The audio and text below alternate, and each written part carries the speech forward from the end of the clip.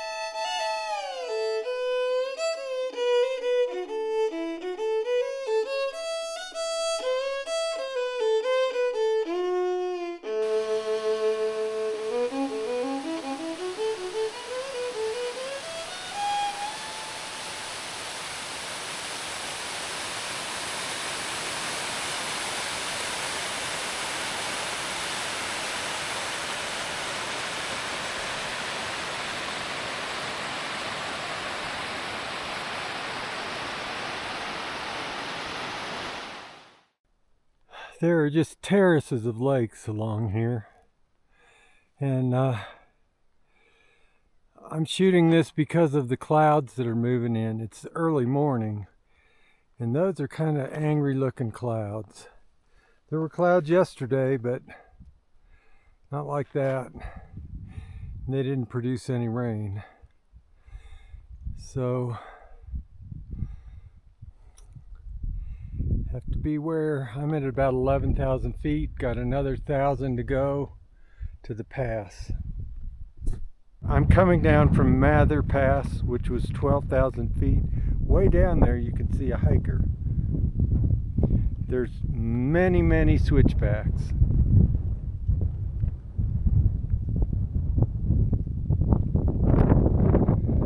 So one more of these big passes today, and that'll leave 2 for the Sierra Nevada. I'm at the top of Pincho Pass. There goes a hawk. And there are 4 really fun hikers up here. On the way up, there was a runner that I passed, and he, unlike a lot of ultra runners, he was very polite, got off the trail and acknowledged me. Turns out the guy's name is Killian, and he's the best ultra runner in the world.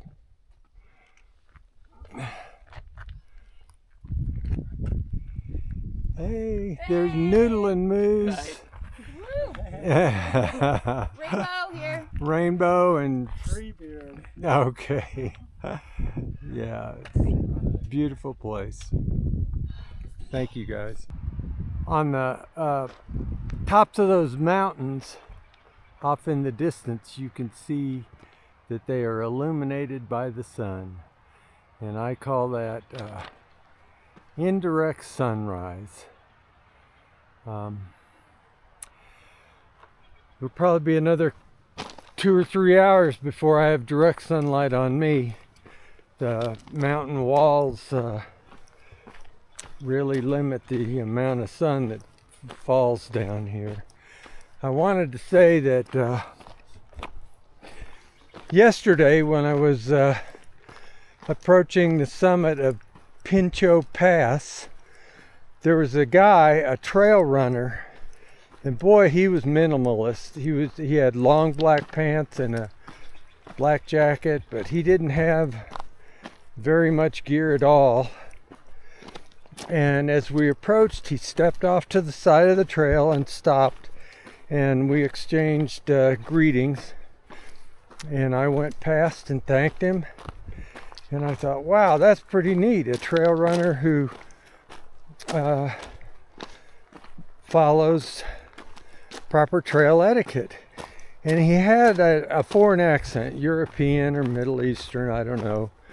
He was kind of, he had dark hair. And anyhow, I later came to find out his name is Killian, and he's considered by most people to be the fastest ultra runner in the world.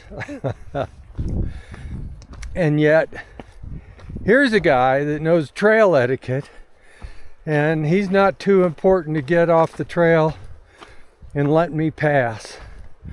So I thought that was marvelous. What a class act. Hats off to him. I don't know anything about the ultra community, but he is revered by people that are in the know.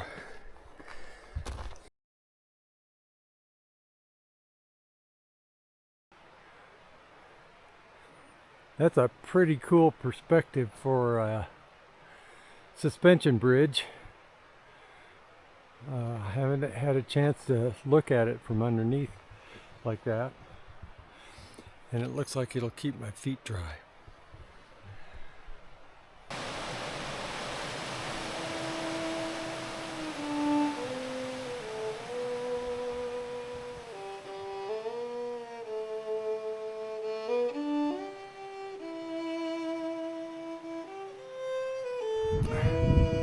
Like a painting, fall in the Sierras.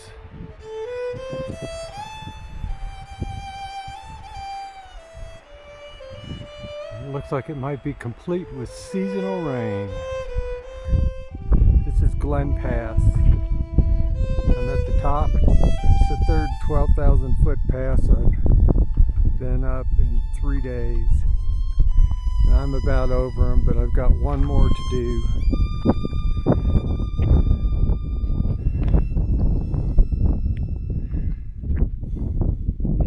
That'll probably have to wait for tomorrow. I'm about whipped.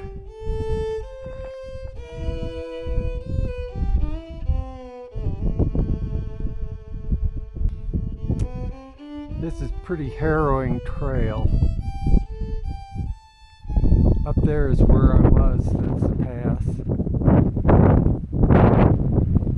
And it's winding around, hugging the mountainside. You can see two people way down there. And the wind is blowing, that's not helping.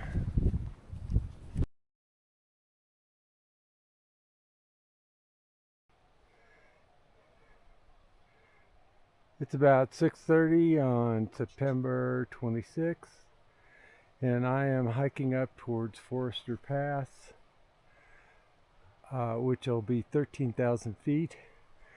If you look closely at those tall mountains in the background, you could see that they have a dusting of snow. We had a lot of rain last night and thunder, lightning of course, and I guess at those higher elevations it came down as snow.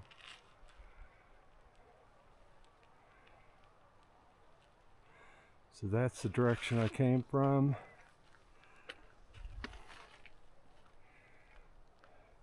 This is 2 consecutive nights with rain. Looks like there's a pattern going here.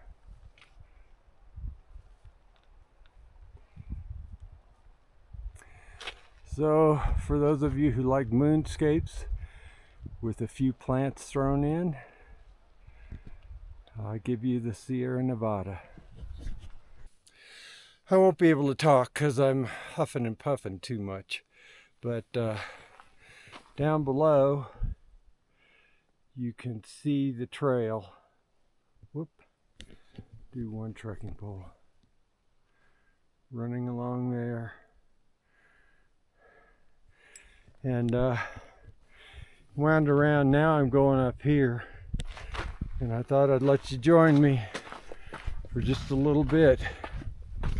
You talk about masterful trail building. Holy smokes. Whoever did this, they were brutes. It is just incredible. And I'm just showing you a tiny bit of the work.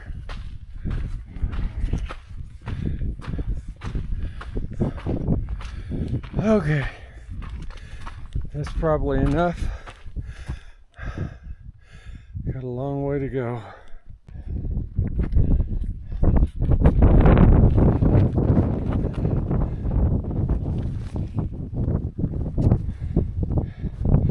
Sorry, the views are not too impressive because of the clouds. But that was one heck of a climb. This may be the highest point on my whole Triple Crown journey. We seem to be moving into kind of different terrain in the Sierra Nevada.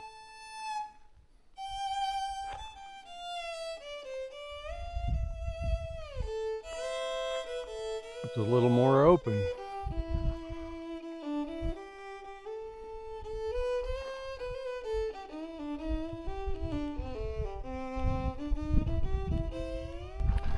This area was obviously burned over a while ago. The weird thing is there's no understory. All I see is a rock pile with trees growing out of it. Very strange. Would love to know the ecology of this and why it looks like it does.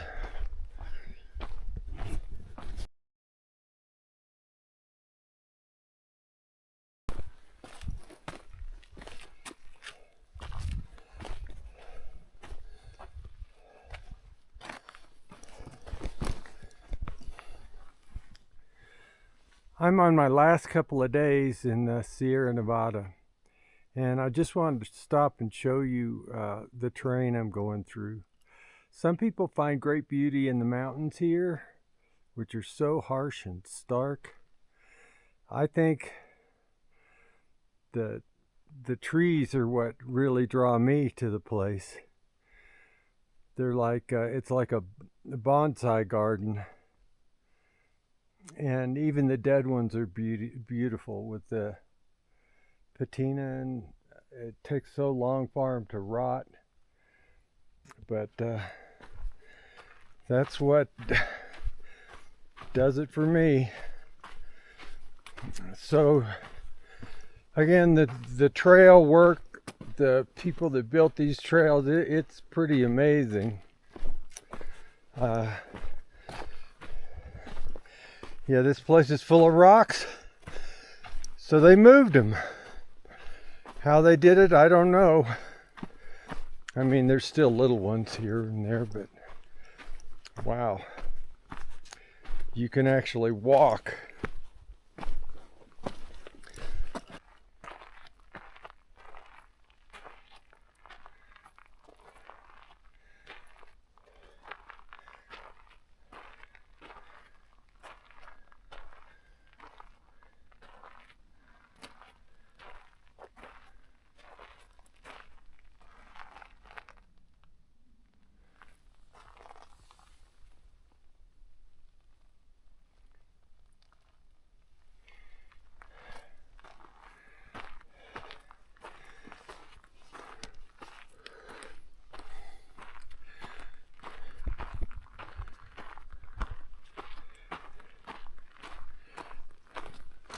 Again, I think some of these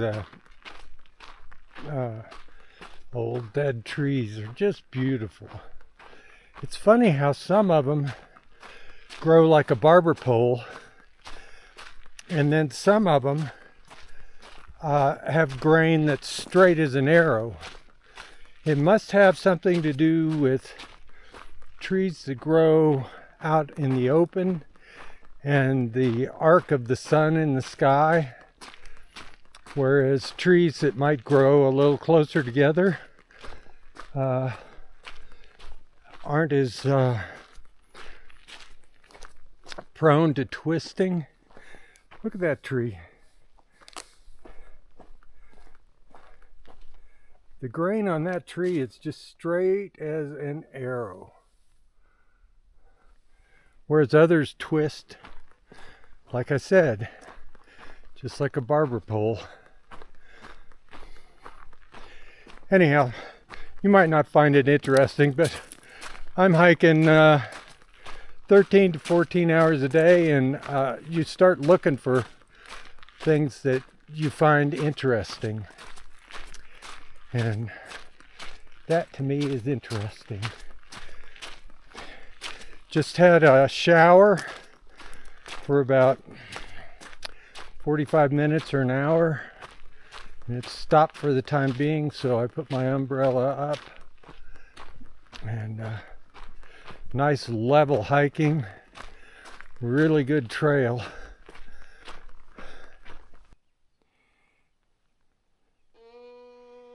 Just gets more and more bizarre.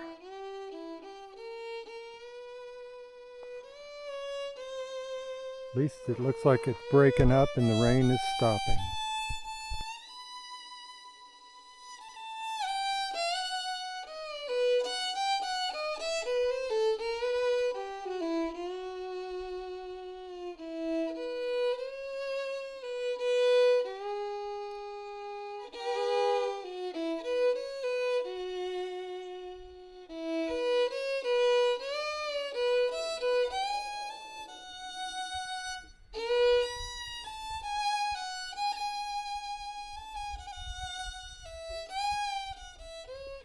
It's the 29th of September.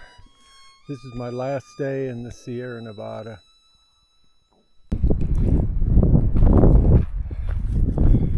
Dark clouds are moving in yet again. And my mood matches the landscape. Since September 11th, I've had 2 burgers. One was pretty nasty. Haven't done any laundry except to rinse stuff out in a stream. 1 shower. And I've heard all this wonderful stuff about Kennedy Meadows South. And when I get there, they're going to be closed. And they don't open until 11. And looks like they're on a pretty remote road, so my chances of getting a hitch out of there are pretty negligible.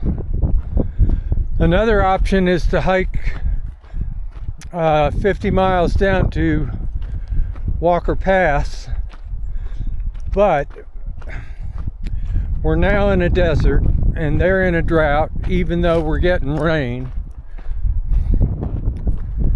So it would be a 42-mile water carry leaving Kennedy Meadows South.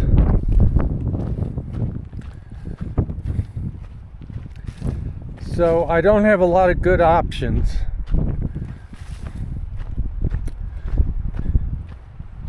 Yesterday I didn't realize how bad the water situation was, and failed to fill up when I should have. I mean, I usually carry extra, and I did have extra, so I didn't die of thirst. But to cook, I dipped water out of a stagnant creek. It was actually called Death Canyon Creek, believe it or not, and it was iron water, so it was okay for the meals. It was pretty hard to drink straight, but I filled up today at a good stream, and I'm in good shape there. So no cell service for probably a week.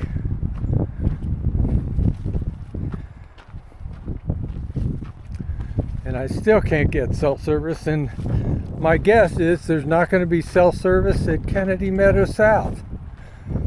We're in a really remote area, and it's just part of the deal. But not my happiest time on trail. This trail is pretty overgrown with the desert bushes. It'd be a lot of work to cut it back, but it needs to be done. So that's my little moan session. And better days will come.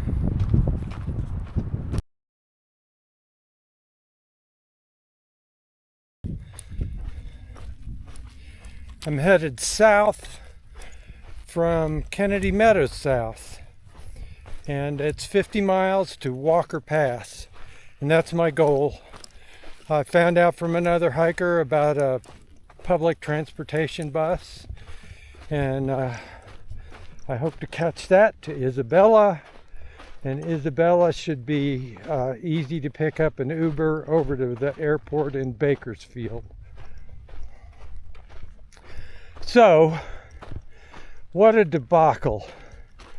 The problem is you get your hopes up, and so at a stop like Kennedy Meadows South, you're thinking laundry, shower, a real cooked meal, resupply, and anyhow, I get there and at about 5:20, and they closed at 5, and there's not even a place to charge your electronics because they turn off the generator, and I guess the place is run on a generator.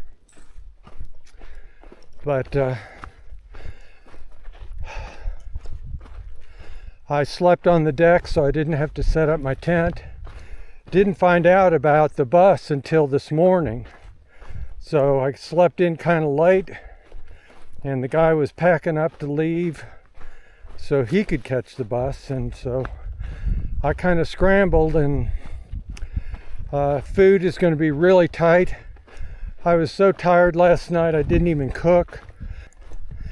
It's going to be a race. I have to be at the bus stop at 6:10 tomorrow evening, and I've got 50 miles, so I'm not sure how I'll handle that. So far the trail's been pretty choppy, but good otherwise. There have been horses on here, and they make it all jumbly. Hope the rain holds off. Clear blue skies right now, so keeping my fingers crossed. And still have some elevation changes which kill me, but at least I'm out of those big mountains. I think I have one 2,000 foot climb today, and I'll huff and puff through that.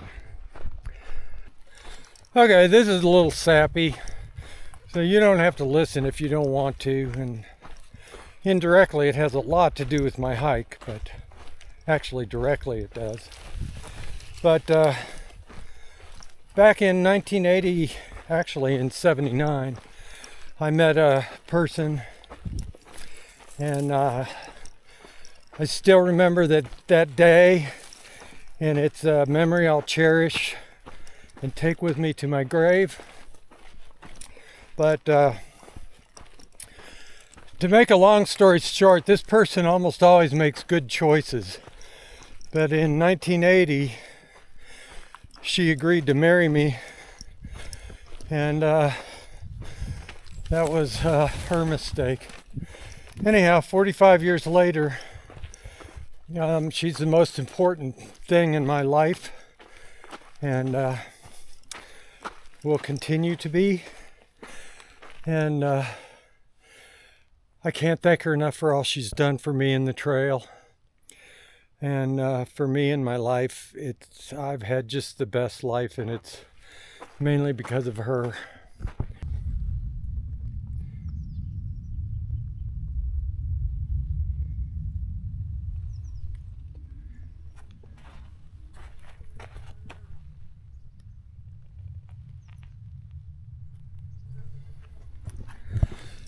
I don't know if you could see that, but that plant looks a little like baby's breath that the florists use. I know it's not baby's breath, but honeybees are working it. And the interesting thing about that is it's pretty cold out, but honeybees do not fly unless it's around 50 degrees. So that varies, somewhat, because like it's a bright sunny day, so if the sun's shining on them, they could probably fly when it's a little cooler. But sort of gauge the weather. If you see honeybees flying, you know it's at least around 50 degrees. That last clip I was talking about my wife, and the reason I might not have mentioned, but today is our 45th anniversary. And the one really good thing about Kennedy Meadows South is they had Wi-Fi up and running, and I was able to talk to her for the first time in about 10 days, I think, because the Sierra Nevada has no roads, no communication unless you have a satellite tracker, and it was really good to hear her voice.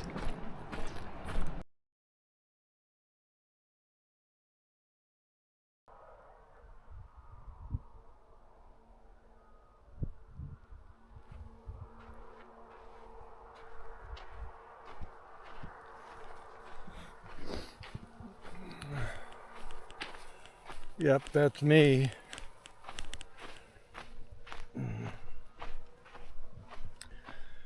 I took kind of an alternate.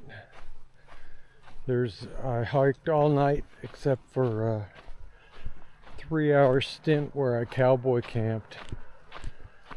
So this will get me to the airport a lot earlier. The other way would have been the bus would have picked me up at 6:10 in the evening, and this one will be 8:30 in the morning. Whew. It was a hard hike.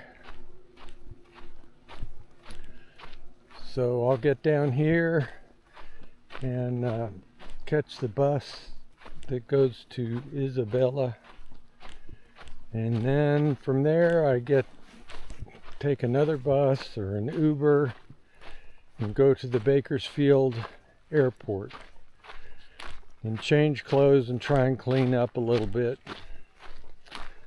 So it's a big push, but the sooner I get there up to Washington and get on the trail, the better, because the weather is going to get worse and worse and worse.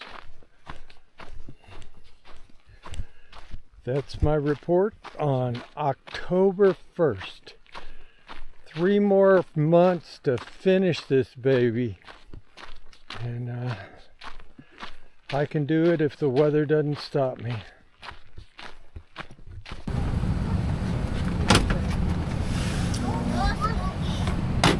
Final leg of my flight to Seattle.